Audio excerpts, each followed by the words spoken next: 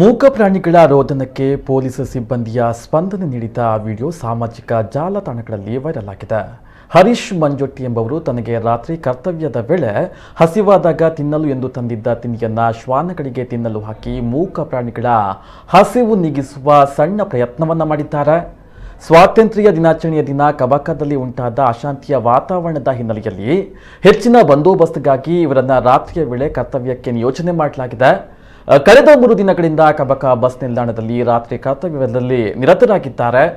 Bus ನಿಲ್ದಾಣದ ಹೊರಗಡೆ ಸುತ್ತಮುತ್ತ ಅನೇಕ ಶ್ವಾನಗಳು ಹಸಿವಿನಿಂದ ಇರುವುದನ್ನು ಮನಗಂಡಂತಹ ಹರೀಶ್ ಮಂಜೊಟ್ಟಿ ಅವರು ತನಗಾಗಿ ತಿನ್ನಲು ತಂದಿದ್ದಂತಹ ತಿಂಡಿಯನ್ನ ಶ್ವಾನಗಳಿಗೆ ಹಾಕುವುದನ್ನು ನೋಡಿ ವಾಹನ ಸವಾರರೋರ್ವರು ವಿಡಿಯೋ ಮೂಲಕ ಸೆರೆ ಹಿಡಿದು ಇದೀಗ ಪೊಲೀಸ್ ಸಿಬ್ಬಂದಿಯ ಪ್ರಾಣಿ ಪ್ರೇಮದ ವಿಡಿಯೋ ವೈರಲ್ ಆಗಿದೆ.